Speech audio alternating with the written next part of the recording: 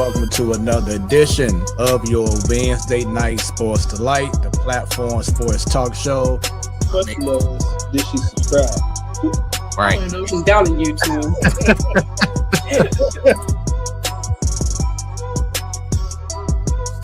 Representing from the Boondocks.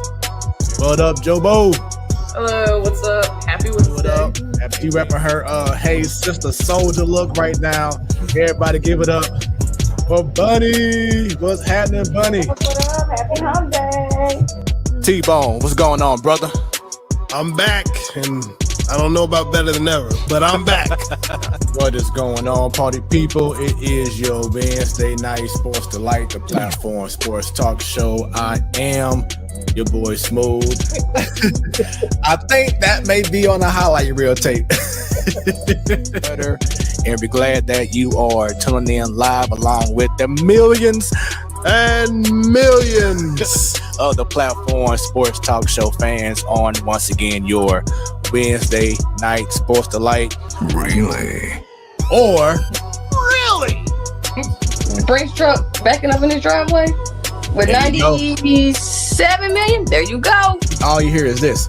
Always somebody who's doing something to give back and letting the next generation. Say Don't straight. have me tear up on here. Come on now, don't have me tear up. You know I get emotional. But people watching around the world, no pressure. And we already have our favorite fan, Ms. Williams, saying, welcome, Brandon. Well, how are you? How, Ms. Williams? A guy who tried to give it his all and put on for the city, to be truthful. Because like I said, I'm St. Louis die hard. The views of Smooth does not reflect the Platform Sports Talk Show or its sponsors.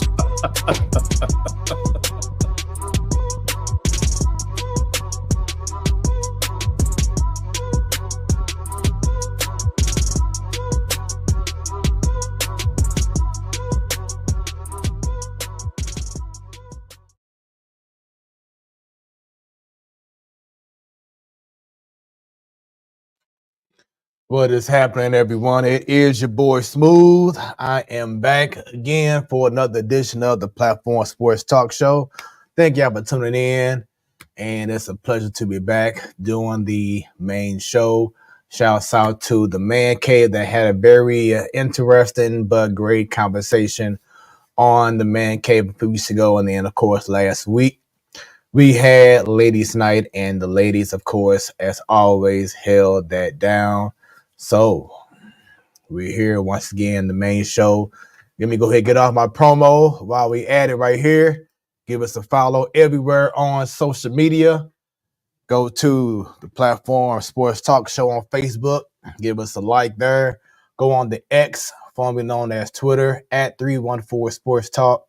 We live on Instagram right now as well. Give us a follow there at Platform Sports Talk. Shoot us an email at platformsportstalkshow@gmail.com if you know someone that would be a great guest that we can speak to, have their stories told on this show. Or let's say you have a special event that you want to have the Sports Talk Show crew come out to and maybe do some live reporting or recording there. Shoot us an email, platformsportstalkshow@gmail.com. And of course, we are also on Hot 365 Radio, where it is always hot. But there's one thing I didn't say yet, and that's go on YouTube and that's subscribe and click on that bell. So anytime we go live, you will be notified. Once again, we are on Hot 365 Radio, where it is always hot, crystal clear, high definition. Go to hot365radio.com or go to the app, iOS or Android, or Android, and just put in Hot 365 Radio. You will see their logo, and you will hear us in our sexy high-def voices all over the airwaves. And I said before, every first Wednesday of the month, you have Ladies Night. And then, of course, as stated before as well, every last Wednesday of the month, you have the Man Cave. And if you saw yesterday, my newborn baby, Smooth Conversations, went down, had St. Louis's own Cameron Fuller, plays the role of Nathan on Zatima. He was on the show yesterday. Go on YouTube and just go to Smooth Conversations. Make sure y'all put in that third O in Smooth. and subscribe and click the bell. Check out his episode and a plethora of other great shows that I have archived on Smoooth Conversations. So tonight, of course, I'm not alone. Have one person with me this evening. She's holding things down from the Boondocks. Jobo, what is happening? What's up? It's been a while. I've been away for like a month. Been a while, but it's always good to have you back. So by this time last week, everyone, the reason why she was not on Ladies' Night is because she was living her best Barbie life. Tell everybody what you was doing last week. I saw our girl Onika, Barbie, Nicki Minaj. It was a bucket list item for me and my little sister Casey. At this time, we were pre-gaming still because apparently Nicki Minaj concerts don't start till like midnight. So, Right. oh my gosh! All right, so this was an anniversary gift from Brendan, because he knows that I've been wanting to see her for a while. But no, I mean it was a good time. We didn't stay for the whole show because I gotta work in the morning, but got home in my bed by like 2 o'clock in the morning. So on a Wednesday night. So, but no, it was a good ass time. Me and Casey, we were vibing. Like I said, we were just going to town, yelling "Did It" on them, lyric by lyric. Mess the club up. I say mess the club up for me, and I'll say it because we're on YouTube. But like all Roman's Revenge, just all the good songs. But yeah, it was a blast. Even though I think I'm still catching up on sleep, but it was a really good time. I'm happy that I finally got to do that. Yeah, my SA Dub was there as well, and when she found out what time the concert started, she was like, "Why in the hell is it start so late?" It was brutal. Like doors didn't open until 8 o'clock, and then we have a buddy that sets up concerts and stuff all around, and he found out for us that morning. He was like, "All right, so she's either gonna come out between 9:30 or like 10:30," and it was 10:50 when the opening started, and I'm like, "You've got to be kidding me!" But whatever, we had a good time. I know she's a diva, so whatever, anything goes for Nikki, I guess. And but again, it was a bucket list item. I'm extremely happy that we finally got to do that. Yeah, and maybe she was on East Coast time in her head, since she's from the East Coast or something. Maybe that's why I started later. I have no idea, but that was crazy. Yeah, I know she was in Kansas City the night before, and I think because Brennan was looking it up, and it said about 10:30 to 10:50 as well in Kansas City. So I don't know, whatever. I mean, I know better now. I should have seen her when I was in my 20s and not a mom in my 30s, but whatever. I still had a good time. And like I said, it was a dream come true, bucket list item. So I'm just happy I got to experience that with my baby sister and my friend. That's what's up. So glad that you was able to experience that. The wifey said it was cool. She left early too, so she didn't see the whole thing. Mm-hmm. But like I said, shouts out to all the acts coming down to St. Louis. I know Usher's coming in very soon as well. So whole lot going on here in the Lou. Whole lot going on in regards to the sports world. For those watching, please feel free to leave comments on the X, on Facebook, on YouTube, or on Twitch, twitch.tv/hot365radio. And your comments will be shown, as you saw earlier, from our favorite fan, Miss Dub, as she's showing love to us. Hi, Miss Dub. I missed you the last couple of weeks. I'm sorry I wasn't here. But yeah, so let's go ahead and get right into it. You now have my attention. What sports story or stories has your attention? Got a feeling you're already kind of leading off with your caption here, but go ahead and what has your attention, Joe?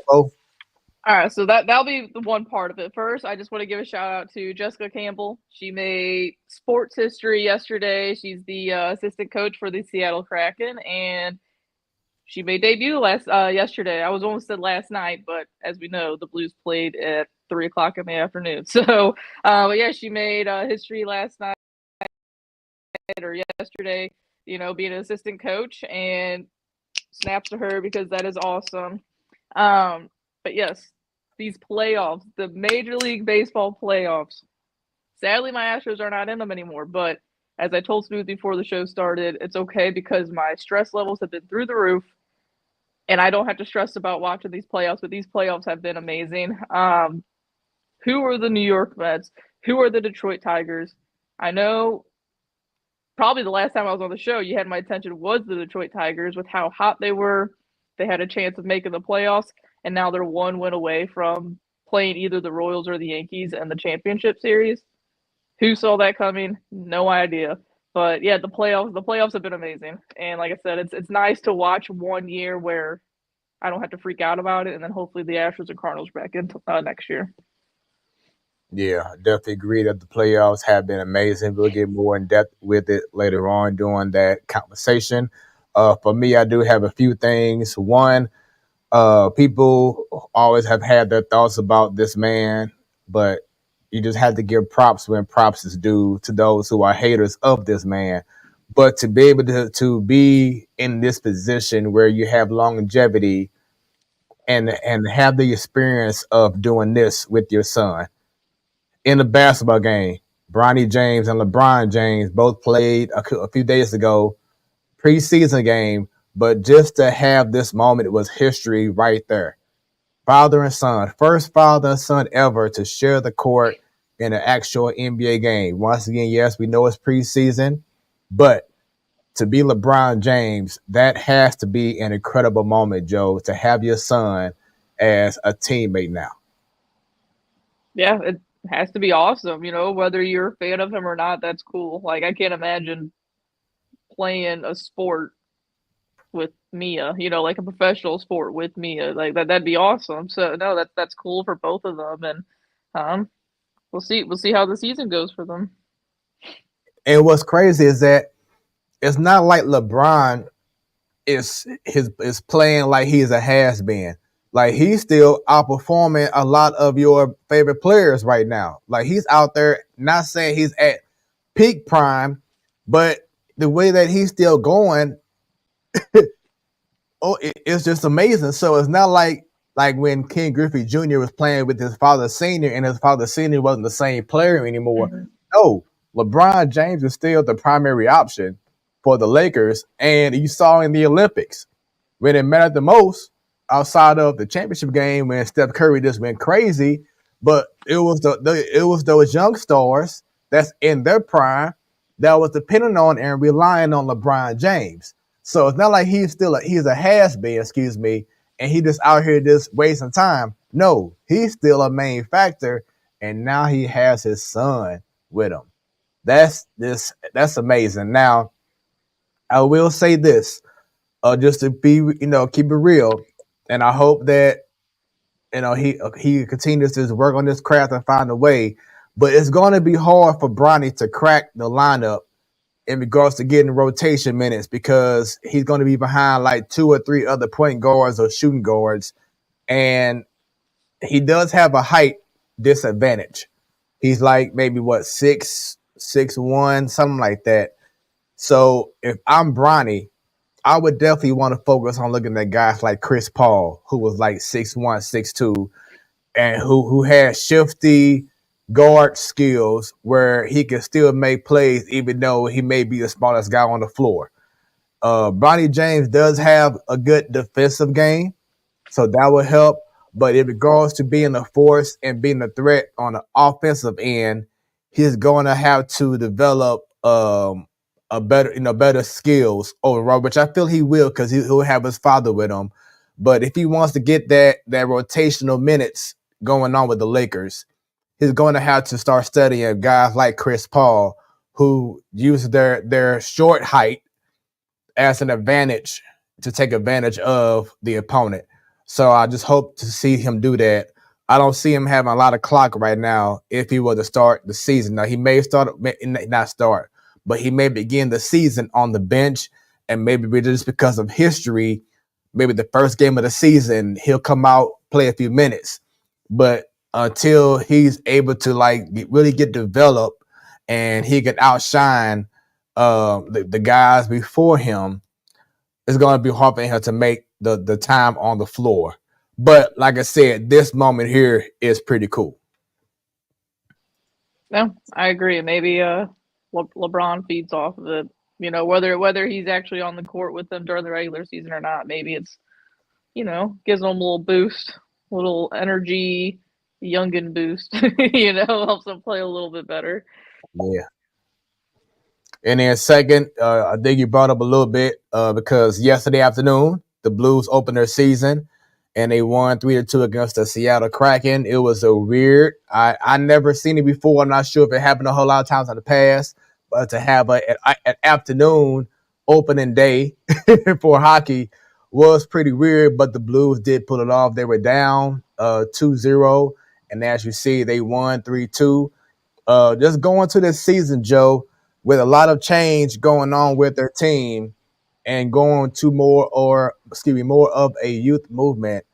I know last year when I asked you about your predictions with the Blues, I don't think you said playoffs at all. So now this year, do you see playoffs with this team?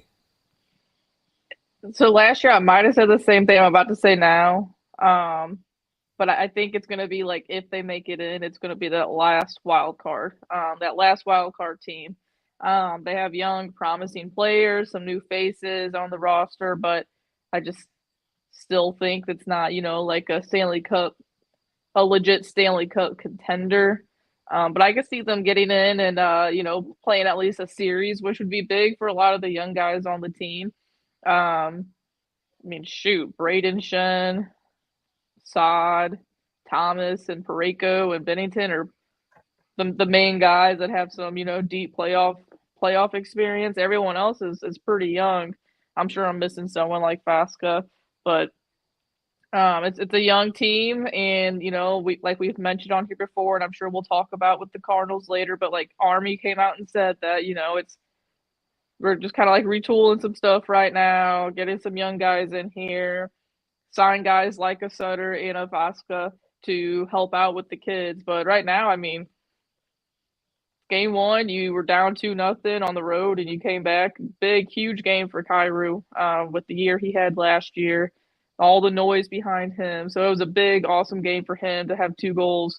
And it's going to be exciting. Me and Brendan have been talking about how, maybe we'll get a little more pumped up and amped up about the Blues this year, just because we know what the Blues are trying to do. They almost made the playoffs last year, fell like 6 points short, I think, but they told us what they're trying to do, and I generally do like some of the guys they brought in, the offer sheets and whatnot. So we'll see. Last year, I think we started off pretty good too, though. So let's see what happens. But I'm kind of excited for this season. Yeah, I think Jordan Bennington is going to have an even better year because the defense got better. With them adding a few players over the summertime. Over the summertime, I think it's going to make his job much easier. The biggest concern for me is going to be like you just brought up earlier, will Jordan Kyrou step up and have a much better year?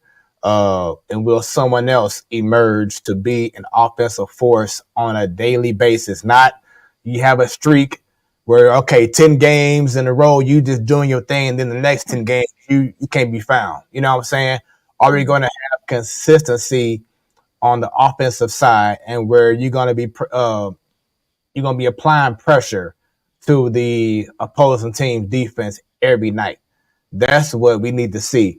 In regards to the fans, I believe that unlike the Cardinals front office, the fans believe more in the Blues front office because they're being more transparent and they're seeing the Blues making improvements. You know what I'm saying? Mm-hmm. They're seeing that the front office is making the fans believe that, hey, something special is about to happen, unlike what's going on with the Cardinals right now. But I am excited about this season. I do hope that they have a great season. And once again, the defense is going to be much better. And we just need to have Kyrou, Thomas continue to step up and see if someone else can emerge to be like, okay, the future is here. And it's going to be more of a consistent basis in regards to scoring as well. Yeah, that was obviously the defense last year wasn't amazing. And I know like Falk had a down year last year. I saw JR said, he actually dealt with a couple different injuries last year. So hopefully he's good to go. But yeah, the offense last year, it was hard for us to put the puck in the net last year for whatever reason. So hopefully Neighbors has a good year again, like he did last year. You hope that he doesn't have a full sophomore slump. And Kyrou has a better year. Thomas keeps doing what he does. And yeah, and like the usual guys, Buchnevich, Braden Shen, Saad when he comes back. You have guys on the team that can score goals. For whatever reason, last year they just couldn't do it. But I just think all around this year the team is better defensively and offensively, and we all know what Benner can do. So I mean, it should be a good, exciting team this year. Young, fast, and anything can happen in sports, as we know from watching the Detroit Tigers and the playoffs right now. So I mean, so sometimes those the young kids come out and they energize a team and a city, and maybe that's what the Blues are going to do. And for what I understand, the coach Drew Bannister, he may not have a big outspoken voice in regards to just out in public or whatever, but from what I'm understanding from Blues sources is that he's a very demanding coach. He has a demanding presence with his team. Kind of sound familiar to like Mike Schill. Yeah. You see him like, okay, he look like he's mild mannered, but from what I heard, from what we heard in the past is that he was a fired up, demand attention type coach. So Drew Bannister's first year as the official head coach of the Blues, and I just look forward to seeing what he's going to implement in regards to the season. With me saying that, I would not be, surprised if Craig Berube ends up winning the Stanley Cup this year with Toronto. Yeah, no. Me and my uncle talk about this the other day about just like realistically who's our like West and East teams to make it to the Cup final, and right. And I said for the West I think it might be the Preds. They had a slow start last year, went on a big winning streak, barely missed the playoffs, and they made a lot of really good moves. But then the Leafs, even though they're a cursed team, man, in Canada, adding someone like Berube, it might finally get it done for them. I mean, we see what he did here for the Blues. He's going to Canada, and he's going to a very, very good, young, talented team. I would not be shocked if they won the Stanley Cup this year. Yeah, I would not be either. It's kind of like, once again, with Schilt. You give him a squad that got some players, and they just missing that one coach who can make those players better and make that whole system better. Then boom, you in there, Mm-hmm. So we'll see what happens. So let's go ahead and talk about it, Joe Bo, because you mentioned in the group chat, you was like, man, I cannot wait to come back on this show to talk about the Cardinals and what happened. What was it last week? They had a press conference 2 weeks ago now, I think. I don't know. Maybe it was last week. Yeah, but pretty much it was no, it was last week. Okay. But it was pretty much to me, I'm not surprised because I kind of heard earlier on the radio what to expect to hear. And then when I saw and heard the press conference, I was just like, it's just further proof to me that this organization is out of touch, especially the man that's sitting to the left of John Mozeliak. It was like he did not have any idea, and that's the owner, the owner, Bill DeWitt III. I'm not sorry, Bill DeWitt the second. And it was like he just does not have any clue in regards to what's going on with the game of baseball anymore. He lost it. He used to have that it. You know what I'm saying? When he first came along as the owner and they had that incredible run. But this is something we've been saying for the last 5-6 years. And as I've been saying before, I told you in the chat, like I saw this coming. It was just a matter of when it was going to happen. And last season and this past season was a perfect example of what I was saying in regards to I saw it coming. And now they're just getting exposed for it. So I want you to go ahead, Jobo, and get your venting on if you like, and then I'll follow up with whatever points you have, and we'll keep up there. But the floor is yours, Jobo. Well, real quick, is something I think I heard on the radio, and I feel like it was a big article that Derek Gold wrote saying that the goal was for them to be a legit competitive team in 2025. And guess what? We're going into 2025 as what's the words they're using? What they don't want to use the big actual word. They're not retooling. They want to do something. They're going to be possibly trading off a bunch of guys and. Yeah, it's like you said, they don't want to use a rebuild. It's more like for them, it's more of a reset. Okay, reset. I knew it was an R word. Okay, yeah. Reset. I knew it. Yeah, it wasn't retooling. It wasn't rebuild. But they need to say the word rebuild. Okay, so this press conference. First off, this is supposed to be an end of the season press conference. We did not have one of those last year. If anyone remembers that, they just ignore the fans. We had the worst year in 50 years now. We're just not going to talk to the fans afterwards. So now they finally have it. Where's Ollie at? The manager's supposed to be at these things. Where's he at? They barely took any questions after the fact with all the other reporters that were there. Right. That they wouldn't let Hein Bloom talk to anyone afterwards. Right. I think it was only Mozeliak that talked to anyone, really. Mozeliak had to. That was the saddest thing I've ever seen in my life. That I can't remember who it was that asked DeWitt the second that so is the payroll going to go down this next year? And he's like, oh, not necessarily. And then John Mozeliak had to cut in and say, yes, the payroll's going to go down. Who owns the team? Who's the leader of this team? Is it the dude in his glasses with no hair who apparently does sign all the checks? Or is it John Mozeliak? Where is Michael Gersh? Now Michael Gersh is Dwight Schrute from The Office, and he's the assistant to the assistant regional manager. Like, they just made up a completely fake spot for him in the organization, making it seem like he's the reason he's at fault for all this. But Michael Gersh hasn't done anything ever since he became the general manager. He's usually just the face that people point at and yell at. They needed to say the word, we are rebuilding. And they needed, I'm sorry, but they needed to not let Mo continue to have this team for another year. That was their biggest mistake. Like, why is Mozeliak still going to be here for another year? Right. It just does not make any sense to me. And so you're saying that you're going to, what I already forgot the R word that we're using. What did they say? Reset. They're going to reset. But resetting is, and who knows what's going to happen this offseason, but from what it sounds like, is they're going to be trading people like Wilson Contreras.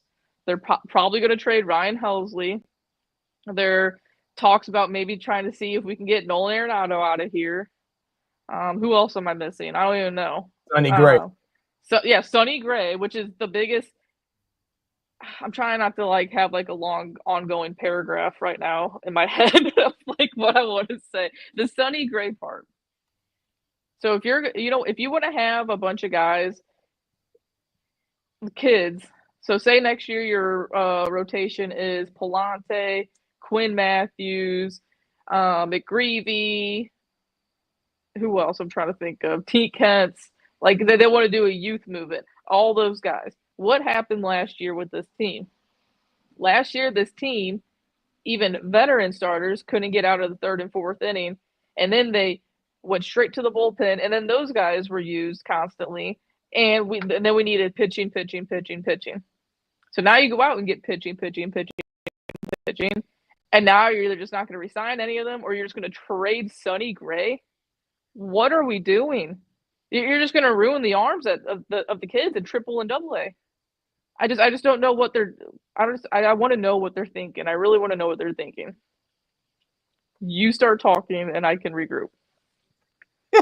I can't fathom what I really don't know. Like they're just the biggest laughing stock of all. I think we're a bigger laughing stock in MLB than the Chicago White Sox.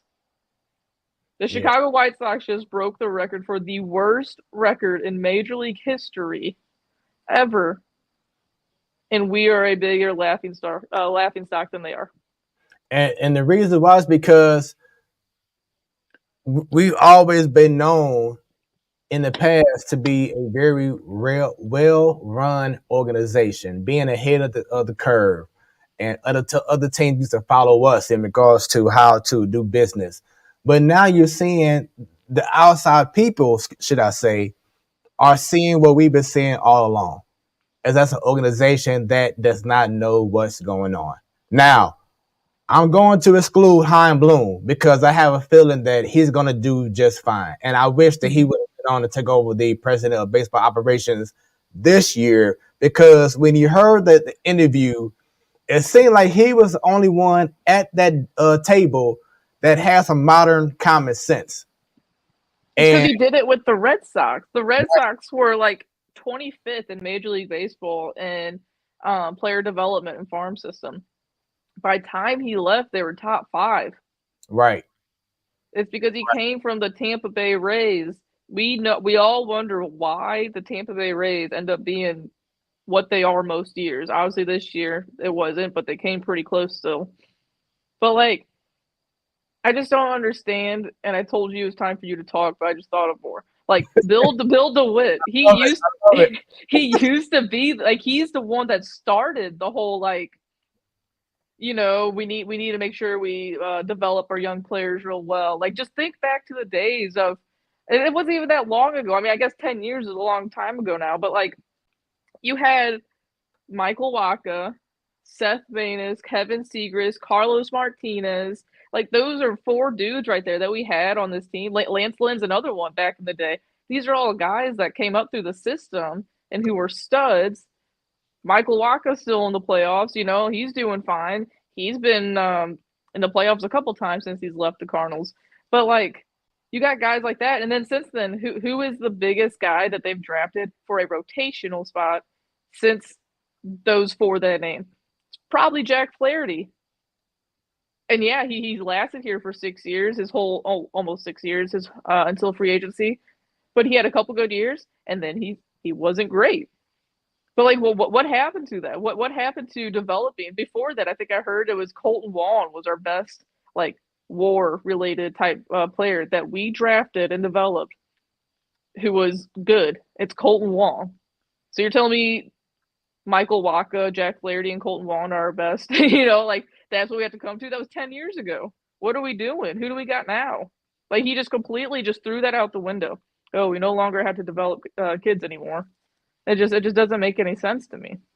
And to show just how out of touch they are, I believe it was Bill DeWitt III that said that it was Bill DeWitt with the glasses on, everyone, who said that this is a very exciting team to watch. I was like, what? Were you at the stadium this year? oh, and then he's also like, well, yeah, I thought we were a good team. We won 83 games. And then Randy Carricker, who I love so much, was like, reading a quote from Bill DeWitt himself, saying like, just being like, I can't remember what it was, but like pretty much just like having a winning record doesn't mean you're a good team. Like, getting to the World Series and winning championships means you're a good team. And now DeWitt he just like completely just brushed that question off. Ooh, the way he brushed off Katie Woo. Oh my gosh. I can't stand this guy. Like, what happened to him? I don't get it. Yeah, I don't get it.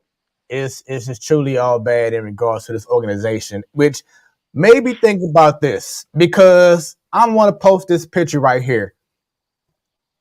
Bryce Harper, Francisco Lindor, Fernando Tatis. And as an update, the Mets just defeated the Phillies, so they are going to the NLCS. They are awaiting the winner of the Padres and Dodgers. But these 3 guys here, Joe, are three guys that their respective current teams said, I want to go ahead and lock these guys down pretty much for life by giving them more than a 10-year contract and definitely more than $200 some million for the duration of their contract. Something that the Cardinals were not willing to do. They'll Now, never be willing to do with DeWitt there. exactly. So, Joe, just from seeing these three guys here, do you feel like it has been worth the investment for each of those teams to pay for the longevity and the amount that they have paid for these three players so far? Yeah, well, first you can add Machado over there with Tatis as well, but Correct. Bryce Harper has won an MVP with the Phillies, has gotten to the World Series, and has been to the playoffs the last 3-4 years. Francisco Lindor, who's going to come in second to Shohei Ohtani for MVP in the National League, just put the Mets on his back and just got them to the NLCS. He had an amazing year. Fernando Tatis is single-handedly beating the Dodgers in the division series right now. And Manny Machado, he's the leader of that team. When all that stuff happened Sunday night with fans throwing balls at Profar or beer cans at Tatis, Manny Machado rallied them up in the dugout, got them to focus, and they won that ball game. And they're probably going to win tonight too. You know, sometimes you have to go out there and just risk it and spend the big contract on generational players like these guys. Right. Stop giving these big contracts to guys that are already past their prime. That's been the Cardinals' problem. They want to sign these guys to 5-6 year deals when they sign them and they're already like 30 years old or 32 years old. You already have missed their prime years. When the opportunity is there to get a 22-year-old player and you could have him for 10 years, you got to do that. Like, that's the sign of the times now. That's what it takes. You have to, like you said, Joe, you cannot be scared and say, well, that's just not our motto in regards to how we conduct business here for the card. No. If you they're scared of the back end of the years. That's what they're scared of. But again, you tell me right now the Phillies focused on right now, and you're telling me right now the city of Philly and the Phillies have not made every single penny back that they're going to be giving Bryce Harper his entire career. Right. They made it back. All the Harper jerseys you see, all the headbands that he wears, the MVP award, the runner-up MVP awards, and all the playoffs that they've been in. You're telling me that's not worth it? No, it's 100% worth it. You're going to make your money back. What's not going to get you your money back is selling your team off player by player and telling us that you're going to rebuild pretty much, because that's what they're doing. And don't get me wrong, Mason Wynn and Jordan Walker, Vic Scott, they're all exciting players. But they're not these exciting players. Obviously, they can develop into being those players. But just watching Alec Burleson and Nolan Gorman, Vernon Donovan, Mason Wynn in the infield, and Ivan Herrera, I'm sorry. No one wants to pay $100 with everything to go watch that. So you're not going to make your money back. I'm sorry. It's going to be a very bad 3 to 5 years for the Cardinals. I mean, and truthfully, it's going to start it already started last year when the Cubs hired Craig Counsell, and now the Reds did this. Hired Terry Francona, a winning manager who's going to bring relativity back. He's going to make the team relevant in Cincinnati just like this. I'm telling you, he's going to do it. Yep. And the Reds are going to go right past the Cardinals and be right there with Milwaukee because of stuff like this. You know what I'm saying? It's crazy. But once again, I've seen this coming. It's unfortunate, Cardinal fans, but I've seen it coming because they're the organization that feels like, oh, well, we're the Cardinals, so reset the trend. So can't nothing just kind of go over our heads. What happened? What happened? Juan Soto's a bum. He's a bum. Send him. Let's go. Oh, let's go. Royals just tied it up, baby. There you Oh go. my gosh. You know what? I know where this whole picture came from, though, with the 3 stars. BK segment on 101 the other day, and he is 100% right. I never agree with BK because I'm not a big fan of him. But if you're giving Juan Soto $500 million, whoever does it next year, you're an idiot. Because, like he said, he's going to be a DH in a couple of years. He's a liability in the outfield. I don't know if you guys just saw that, but just put your body in front of the ball, dude. Stop trying to make the big play in the outfield. You're not a Gold Glover. You look like an idiot. He's probably going to hit a home run later now that I'm saying this. But, like, I'm just saying, in the outfield, you're not good.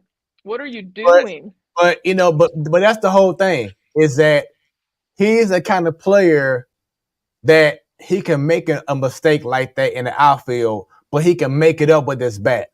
Right now, we don't have that with the Cardinals. If you make a big mistake, you can't come up two at bats later and say, you know what, my bat on defense, I got y'all. Hold on, boom, home run. We don't have that.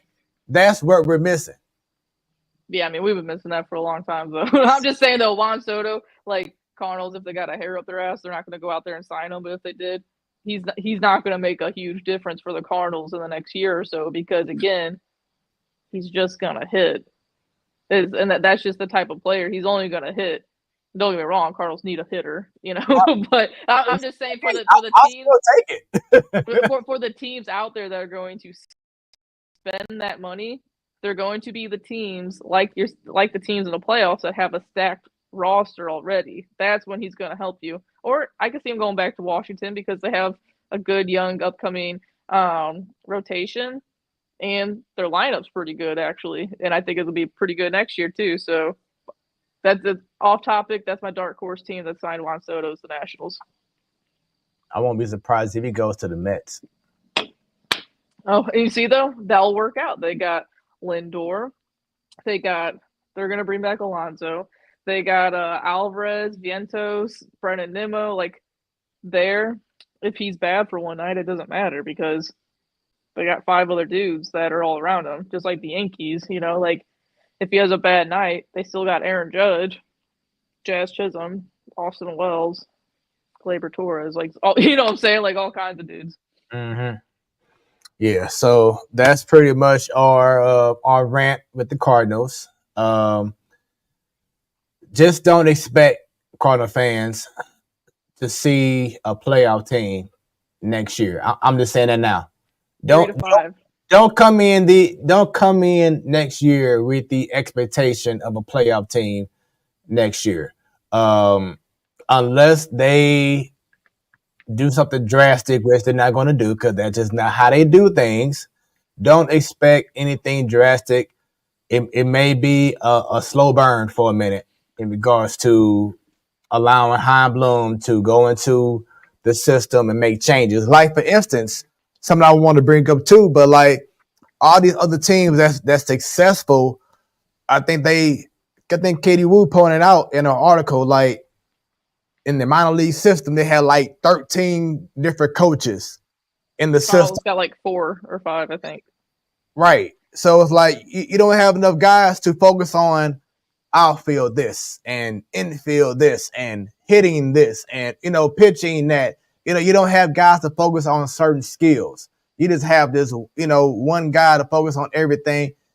No wonder you're seeing Jordan Walker struggle and Nolan Gorman struggle and whoever else struggle because they're not getting the right teaching from the system. And that's what I was going to say. I knew you keep talking was going to refresh my memory on some things. It's like, so if you want to sell off guys like Sonny Gray, Wilson Contreras, Nolan Arenado, Ryan Helsley, all these guys that have money attached to them or Helsley's going to get a big payday, fine. Do it. Tell me you're rebuilding. That is perfectly fine. But don't tell me you need to trade those people in order to hire coaches in your minor league system so you can develop players. Don't tell me you're doing that so that you can create a pitching lab and a catcher's lab and this and that. I don't want to hear that. You're the St. Louis Cardinals. You're one of the most champion historic franchises in all of sports, not just baseball. Don't tell me you need to trade players and their contracts away just so you can afford to do that. That is BS. I don't buy it. So just tell me you're rebuilding. You just want to get rid of those guys so you can focus on the kids. Just do that. That would make me 100% happy and get rid of Mo. That would have made every single fan happy if you just said that stuff. But the fact that you came out and said that you're doing this so that you can get developmental, stuff in the minor leagues and whatnot, that's BS. Because you can do that yourself. You're the one that started that whole process. There you go. I had to get it off. And you knew that the press conference was going to be bad when Mo came out at the beginning and says, "Hey guys, I'm back." It may be to your chagrin, or maybe to your bit. You're like, whatever. It's like you're playing with emotions, and it shows how insensitive you are because people want to see a winning product, and you're not doing what you should be doing or what you used to do. And now you want to play on that with the fans? Like, what happened? What happened to connecting? And I remember I always used to say when Ali Marmol first started, something that I respected about him was that he had a mentality, which obviously isn't the same thing as the front office, but he had that mentality of it's win or bust. He had that mentality. And then what happened right behind that was that well, he really meant to say that. No, Ali knew exactly what he meant. The Cardinals were about win or it's a failure. And guess what? Mike Schilt got fired for saying that pretty much because he didn't agree with Zalak. And now, where is Mike Schilt? One went away from the CS. So I don't even know. I'm sure we're going to talk about so much from now until opening day or, free agents start signing and spring training and this and that. And it's never going to change. Even once Mo's gone after this 2025 season, Bill DeWitt's still there. So it's not going to change. And then DeWitt the third's all like, we're going to try our best to make the ballpark experience fun. And dude, no one wants to go there if you guys suck. Right. Oh my god! I was like, opening day, they're gonna always show up and fill the seats. It's gonna be crazy opening day. Game 2 is gonna be the question. But you even said yourself this past year, though, it wasn't the same. You said it didn't feel the same. I mean, it was still packed. It was still, every seat was still filled. But coming into the season, it wasn't like we had a lot of off-season moves that was like, here we go. We have a championship roster. It was more so, okay, well, let's hope that now Arenado and Goldie can wake back up. They never did. We hope that Contreras did have a great year, but he got hurt. We had the expectation of Newbar going to a different level. Never did. Same thing with Gorman. Same thing with Walker. Never did. The 2 people had great seasons, or 3. Helsley, Wynn, and then until September, Burleson. No, it wasn't even September. It was like early August, maybe late. Yeah, because June. like all of a sudden he stopped hitting home runs. It's like stuff like that. Like, what the hell?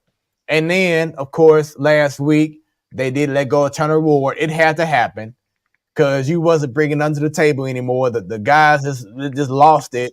So he's gone. So we'll see who they bring up or whatever next. But like, you don't give us no fan experience and excitement. It's not happening right now.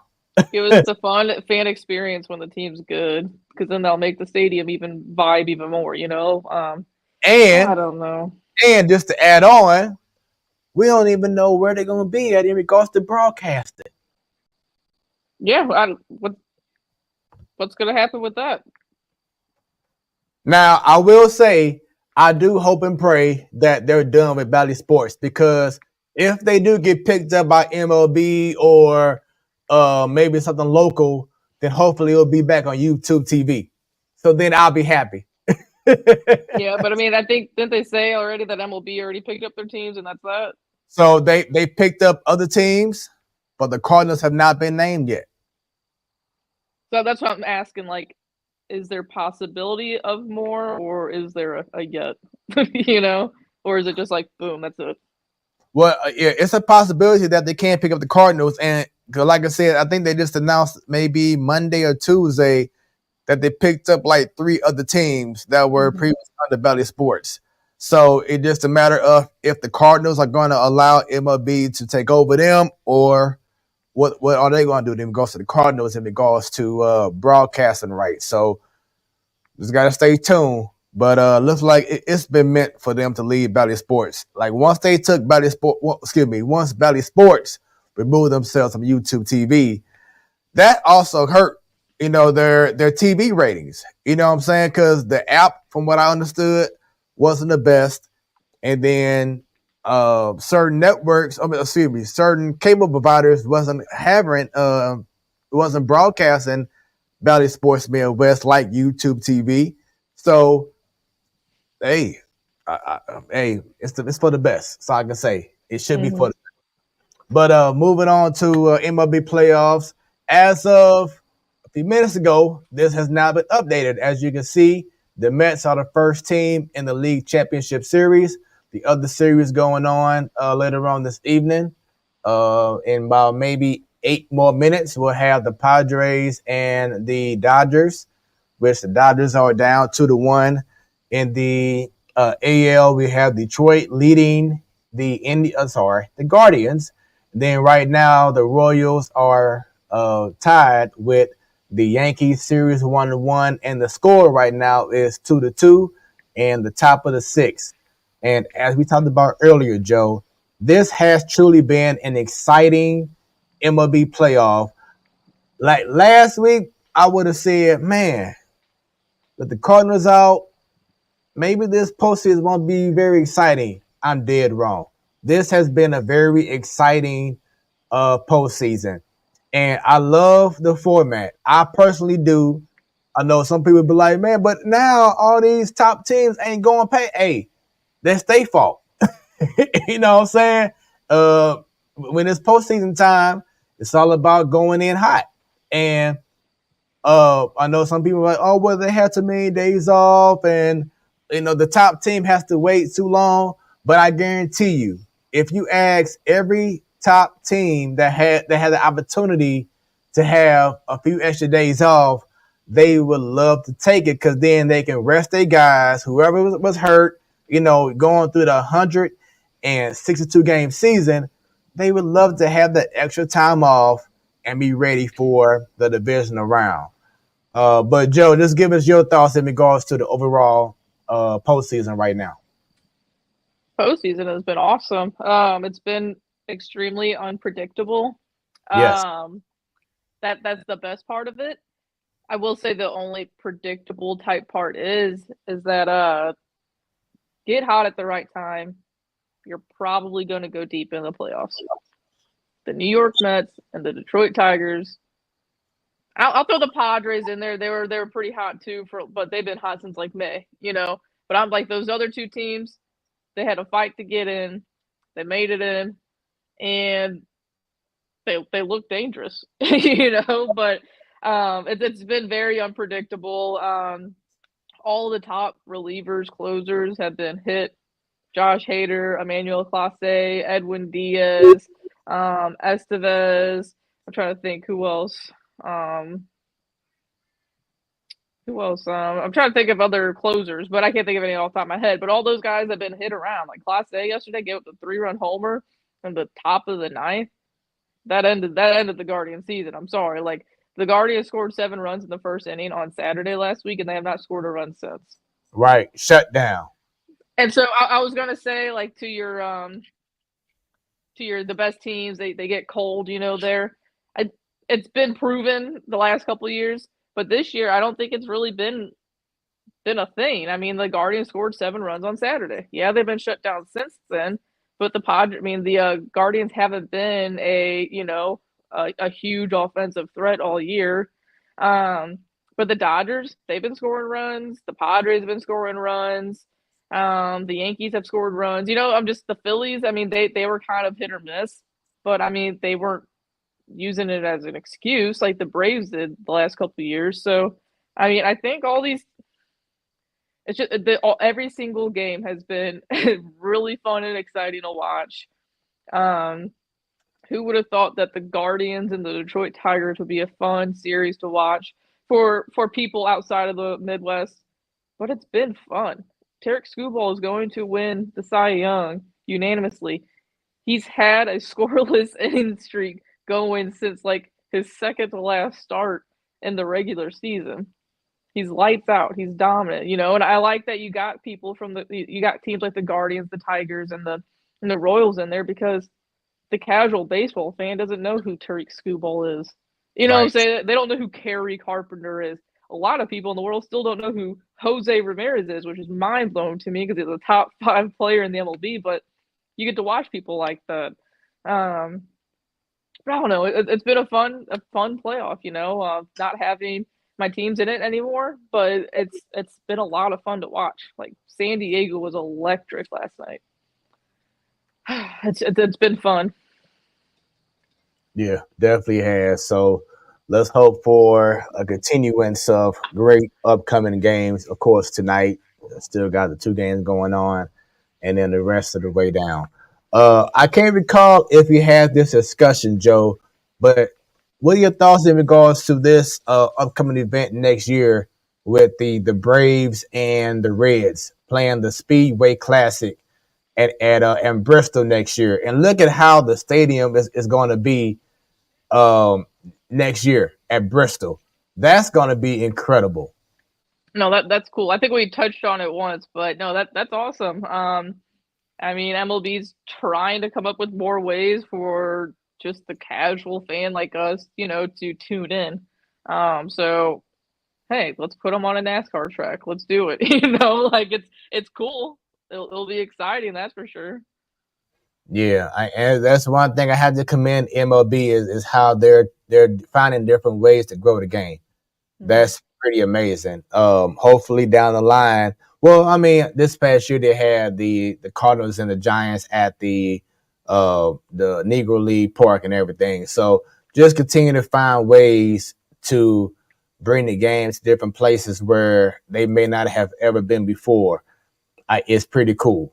So that's going to be dope. Once again, it's going to be the Braves and the Reds. It's going to be in August of next year, the Speedway Classic. And looks like it's going to be definitely over 100,000 people, just from what I saw from this overhead view. That should be over 100,000 people at that game. No, that's going to be awesome. And I mean, you still have they did the London series this year. I'm sure they're doing it next year. They've had years where they start the season off in Tokyo. Like you said, they did the Negro League Stadium game with the Cardinals and the Giants. They, I think this year they paused on the Field of Dreams, but I think they're continuing it again next year. So I don't know, just keep doing that because it gets people intrigued. I get more excited to watch those games, and I watch every game regardless. So and WBC comes back next year or the year after, I think. So I don't know, just keep it up. Yep. So now it's time for me to rant. Oh Lord, I'm scared. MIZ. Oh, not ZOU because Brendan, I've never seen Brendan so mad more than he was last week. Dude, I was right there. Matter of fact, he liked and retweeted some of my tweets because, my God. So Mizzou goes into 25 ranked Texas A&M as an underdog, and they allowed one bad call by the ref to affect the rest of their game. And this has been a repeated process with Mizzou. And prior to this past weekend's game, I was super amped up about this season. Like, this team could be a college playoff team. But after what I saw this past Saturday, I am now, of course, would I still love for them to win every other game for the rest of the year? Yes, I would love that to happen. Do I see it happening? Am I confident in that happening? No, I am not. I am saying it. I said it on social media, and I'm saying it now. Mizzou is overhyped, overrated. Yes, they bring a buzz because of the head coach, but they also do not show up like they don't show up in games because of the said head coach. And I want to put out something else: is that our star wide receiver Luther Burden, a few weeks ago, he goes out in press conferences. He goes on ESPN shows and says Mizzou needs to be on the big screen. We need to be on ABC and the big ESPN because they've been having games on ESPN2 or maybe the SEC network. He was on camera saying how Mizzou doesn't get enough respect, how Mizzou doesn't get all this love that they deserve, and they want the big stage. Well, guess what? This past Saturday, you had the game on ABC. The big stage, the big cameras. You had Joe Tessitore doing his thing. And what happened? One play goes wrong, and you, Luther Burden, the guy that was asking for all of the hype, for all of the cameras to be in your face, one thing goes wrong.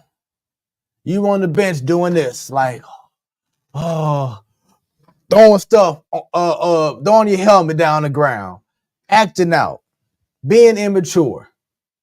You asked for this. But the moment one thing goes wrong with a Mizzou team, the whole team gets affected, and it affects the whole mood of the team and the momentum of the game. Because even after that call where the ref called the pass interference there and said, no, it wasn't pass interference, the next drive, y'all go down, Luther Burden scores a touchdown, but got to call it back because his teammate, he was flagged for illegal man down the field. After that, he went to the bench, and he was soaking, and he was upset. He was in his feelings. The whole momentum, you allowed the game to change your whole momentum, and it was just downhill, and you end up losing like 41-10. And you were at the time like a ninth ranked team. How in the hell should a playoff? How in the hell should the people who are looking at it, the writers and the voters, look and say, oh yeah, Mizzou is a top 12 team in the country? No, because you let adversity get to you, and you're not the same. As soon as one thing doesn't go your way, it's all downhill from there. And that's not the sign of a winning team. And that's what pissed me off, Joe, is that we keep seeing this every year. Every time Mizzou has an opportunity to have that moment, they always fall short because of one thing goes wrong and they cannot recover. And now Mizzou is barely in the top 25, and they could easily get out of the top 25 in the next 2 weeks because they got to play Alabama coming up. I'm shocked that they're still top 25. I mean, honestly, based off the last two games, we were at the Vanderbilt game at home. Sure was. Don't get me wrong. It was a great time, and it was exciting to watch an overtime win. But we should not be winning an overtime to Vanderbilt. It should not have been that close. And then, I don't know, I just think Drink's play calling is bad. Brady is not cooking. I don't know. There's just a lot of things that aren't that aren't going, but like I just don't understand running constantly, just constantly running the ball, even if Brady Cook isn't doing well. Like, get the ball in the air, dude. You know what I'm saying? Like, I just don't understand the play calling with Drinks lately. So I don't know. Hopefully they turned it around, but it was an exciting first 2 weeks, even a third week with the Vanderbilt game. But it just since the Vanderbilt game, it hasn't looked good. And bringing up Brady Cook, yes, last year he had some great moments, and you would have thought that from last year on to last week, he would have been showing a progression. And this season, he just really has not shown that big progress. Like, okay, you know what? I'm the man. He has not brought that. I'm not sure if it's because of play calling. I'm not sure if it's confidence. I'm not sure if maybe it's an injury going on, but he has not shown it. He has regressed. The defense, oh my God, they cannot tackle no one to save their life. First 2 weeks you keep the team scoreless, and now it's scoring left and right. I don't get it. but here's the other issue, and I'm glad you brought that up. You have to stop having weak ass non-conference schedules. Mm-hmm. That does not help a great team. So they start off playing Murray State. Who cares? You should dominate Murray State. You know what I'm saying? And then they have Buffalo. Both teams, like you just said, they shut out. That's not a good schedule to start off an SEC type schedule. It's not. You have Alabama and USC's and the Tennessees and the Georgias. Their first 2 games are normally against top 5 teams. They are not scared to go ahead and face better competition. Mizzou has to stop scheduling these weak non-conference games because it's not really helping you out to determine who you really are. That's the problem. You have to have a better start to your strength of scheduling. And that's on Mizzou because they're the ones who choose these teams. You have to start saying, you know what? Let's take on Michigan in the first 2 weeks of the season. Let's take on a Clemson or whatever. Let's see who we really are at the start of the season. So by the time you are playing a SEC schedule, now you know where your team is. It took to this past Saturday to actually find out who you really were. And we just found out that they really wasn't all that. Now, going back to Vanderbilt, Joe, the game that you went to, I told Sadal, I said Vanderbilt isn't a pushover. And you saw what happened against Mizzou, against Vanderbilt. And then what happened this past Saturday, in which it was a whole lot of upsets going down this past Saturday. There were 7 upsets. Let me go ahead and break it down to you. Syracuse beat number 25 UNLV. SMU beat number 22 Louisville. Mizzou beat at the time 25 ranked Texas A&M. Vanderbilt beat number 1 Alabama. Minnesota defeated number 11 USC. Washington defeated number 10 Michigan. And then Arkansas beat number 4 Tennessee. So for those saying, oh, well, we know Mizzou lost, but so did Alabama, so did That's why, I'm frustrated even more. Because that could have been the perfect opportunity to be like, now we up to top 5 again. You know what I'm saying? We could have been a top 5 team if we would have defeated Texas A&M at Texas A&M. We would have easily been a top 5 team. Easily. But now we're like 21, 22. Now we have UMass this weekend at UMass. Then we have to go to Alabama. So, like I said, in the next 2 weeks, it's possible we could be totally out the picture and now we're gonna just play for a whack ass bowl game that ain't no one gonna watch. You know what I'm saying?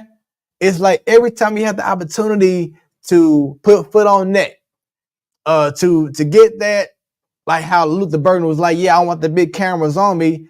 You get that, and then you do what you did to Texas A&M.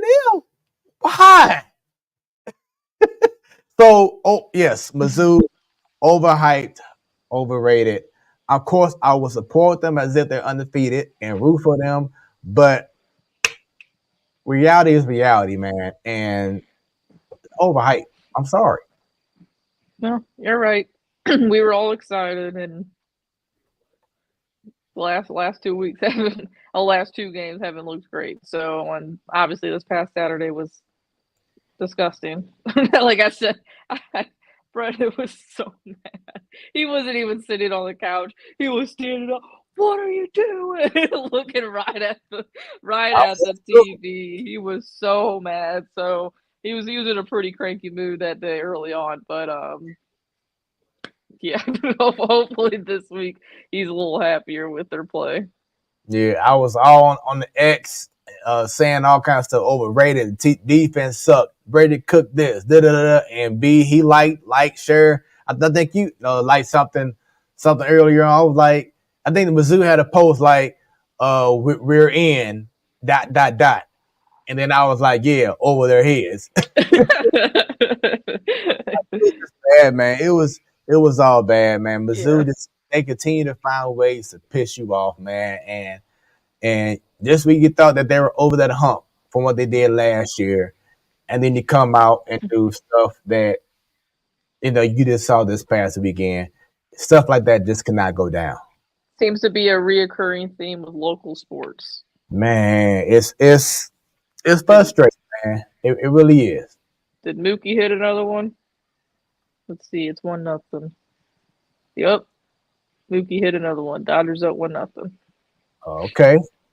All right. So let's continue on to the NFL, to the big dogs. Week 5 takeaways. And speaking of greatness right now, we have two teams who are undefeated. The Chiefs and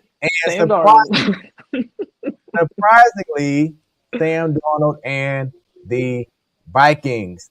People were saying, okay, who's the best team in football right now? And even though the Chiefs, before this past Monday night, even though the Chiefs came into that game undefeated, they were still saying other teams may be better or, whatever, because of how the Chiefs have been losing a lot of guys due to injury.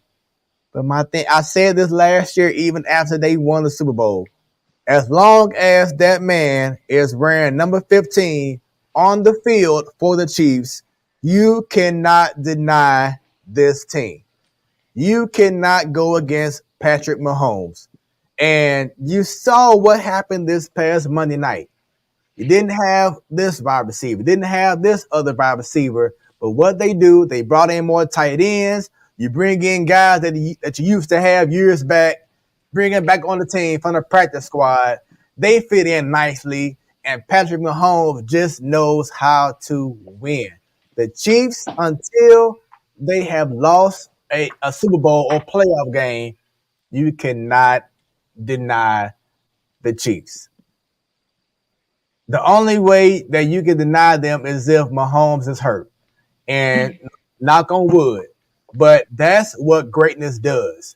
When you're used to winning, these games just come slow-mo to you. You know what I'm saying? It's and I ain't gonna say it's easy, but when you know how to win, it just makes the game that much better for you. And Mahomes just knows how to do it, no matter if he has all the guys playing. Hell, Travis Kelce isn't even playing his best right now. And the Chiefs are still 5-0. Now, on the other end, I don't know what to say about the Vikings for real. It is kind of weird. I don't understand it, but they got some good chemistry or something going on. They're just vibing, but it is weird. Yeah, I don't know what to say about the Vikings. They're doing their thing. They're winning. Shouts out to, I think it's Kevin O'Connell, the coach of the Vikings. He's doing an amazing thing with Sam Darnold. Salute. I can't say if this is a mirage or if this is reality right now, because it's still we just got past the first quarter of the season. But I mean they're doing the damn thing. So you got to give props, and let's see what happens down the road. Let's look at these standings right now from week 5 as we go into week 6 tomorrow. But in the AFC East, Buffalo started off hot. People were going crazy about Buffalo. Oh, here we go. Josh Allen, he's turning it up now. And now they lost 2 in a row. Just like that. Just like that. The Jets, Miami Dolphins, New England under 500. AFC South, your Houston, your other city, doing the damn thing. CJ Stroud, they're 4-1. There were some sick jerseys they were wearing this past weekend. The H-Town jerseys. The Colts under Joe Flacco.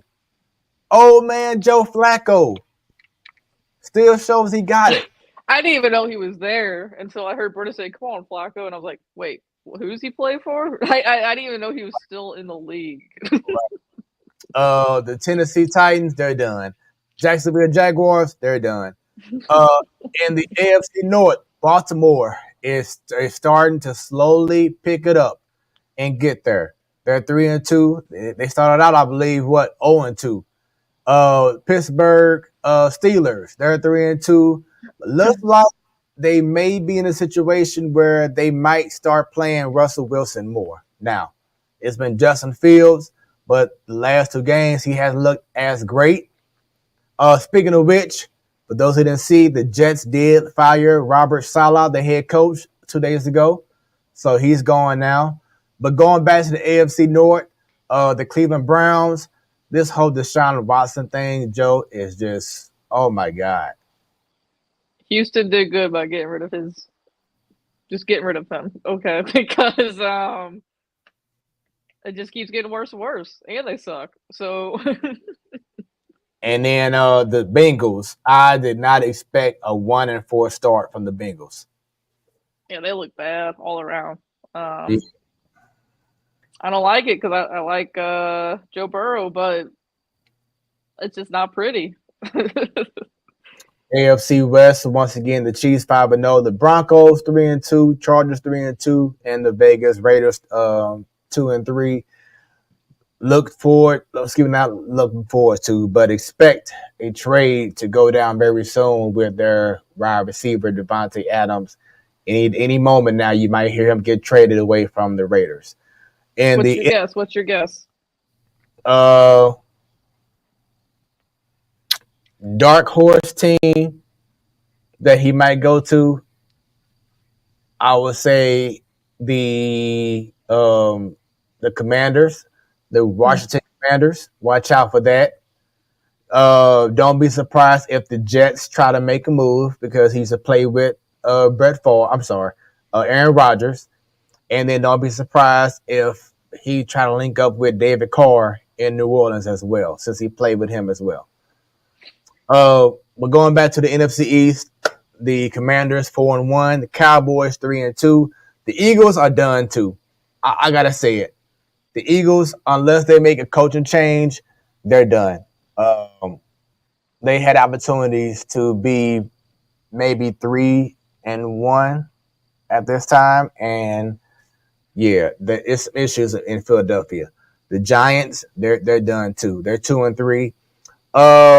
NFC South is going to be very interesting because Falcons, Buccaneers, they're both 3-2. The Saints right behind 2-3. That's going to be, I think, in between Atlanta, Buccaneers, and New Orleans should be a very tight race for those three teams in the AFC South. The Panthers, they're done. NFC North, Vikings once again 5-0. Detroit. Now you talking about jerseys, Joe? Yeah, those were cold. I love those.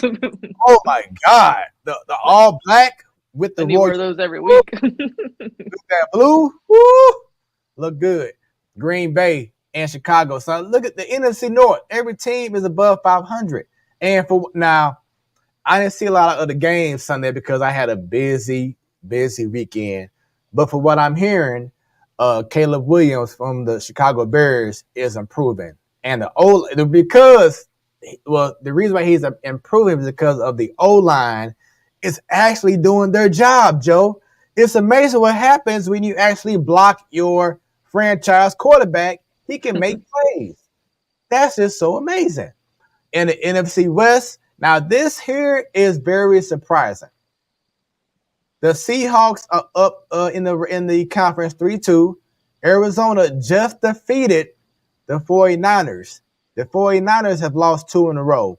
And with the Rams and their injury issues, not having Aaron Donald, their last place, I already told Stan this. I said, dude, the season's over with. I'm sorry. The Rams, their time of being competitive may have hit a standstill. Cooper Kupp hurt. Puka Nacua hurt. Once again, Aaron Donald gone. I just don't see it. And then with San Fran, you have guys who are old. You have the best player who's out, and Christian McCaffrey. It's just not looking good in San Fran right now. Arizona's on the rise, and Seattle is still maintaining. So that's what's going on right now in the NFL.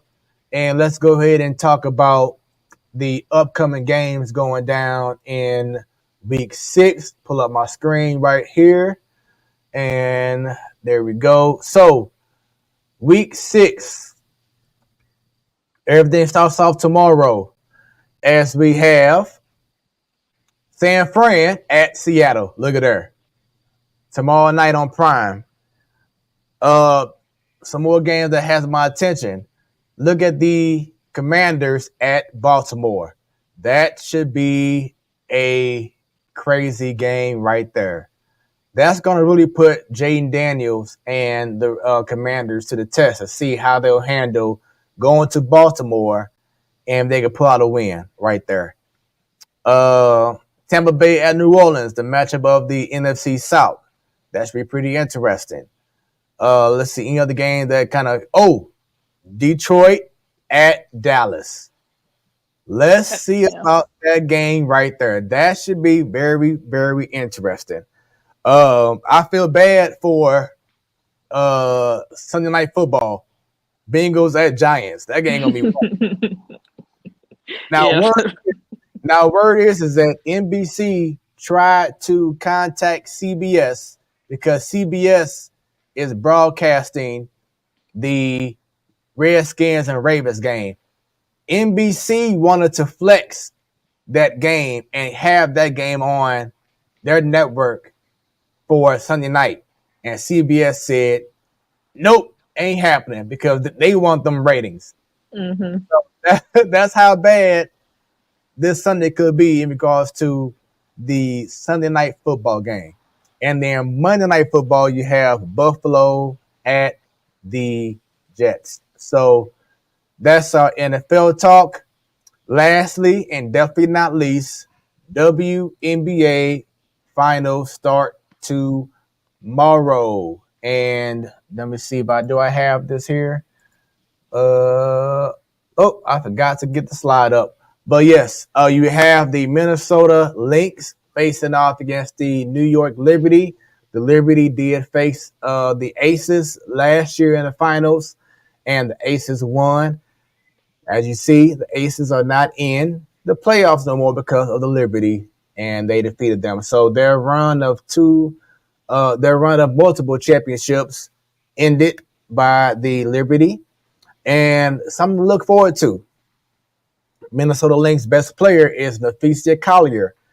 Naphesia Collier is from St. Louis. So for those with the St. Louis, who's watching from the FCL, you may have someone to root for. There should be a great series. If Aja Wilson didn't win the MVP, Naphesia Collier would have. So, and this Lynx team is very good. They're stacked, and this series may go to the best of 5. So it's a 5-game series. It may go all 5 games. Very possible. So it's been an incredible WNBA season. and it all goes down to the Liberty and the Lynx. Have you been following up with the WNBA at all, Jobo? No, but you mentioned Collier, and I was like, oh, that name's familiar because that Underdog app. You could do that in St. Louis and Missouri, guys. It's like player bet things, like DraftKings and Underdog, and she helped me win a couple bucks. So thank you, and I didn't know you were from the Lou, so extra thank you. Yep, that's it right there. So let me see if I have this. I thought I did, but maybe I didn't. Oh well.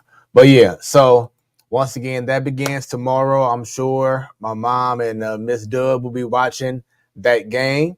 And I hope that for all those who watch this show, thank y'all very much. Jobo, has been fun.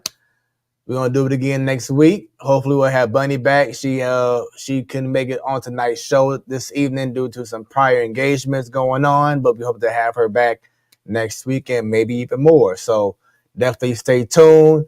Make sure y'all go ahead and give us them likes, them follows all across social media. Go on Facebook, the Platform Sports Talk Show. Go on the X at 314 Sports Talk. Go on YouTube, Jobo, subscribe and click on that Well, because anytime we go live, y'all will be notified.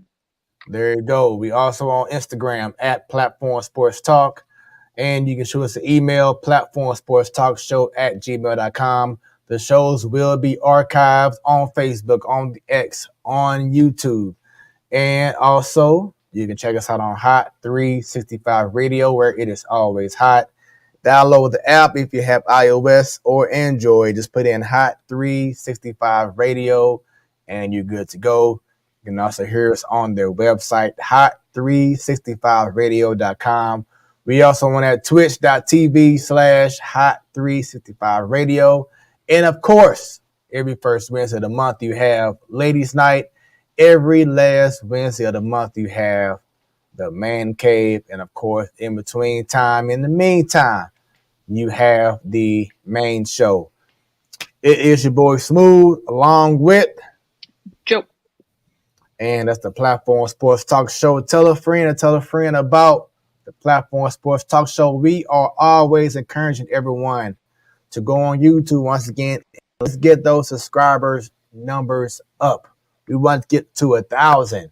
Then we get to 1,000, let's get to 10,000. We want to get as many people to be locked in to what we have been doing for the last 7 years.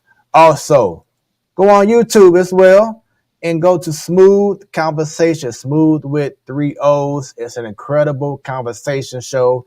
Got another one going down this Friday at 7 p.m. Central Standard Time. You don't want to miss it. It's great conversations of keeping everything just real and authentic, everything 100. And it's highlighting people who's doing amazing things that have a great story to tell for what they from their journey from the beginning of time when they were little kids to what they're doing present day. And just once again, just getting that journey in the grind. So definitely follow Smoooth Productions on YouTube. Smoooth Conversations on YouTube. And don't forget, that is Smooth with 3 O's. It's the Platform Sports Talk Show. Y'all have a great rest of your evening. Enjoy them sports because it's everywhere. And we are out. Have a good one.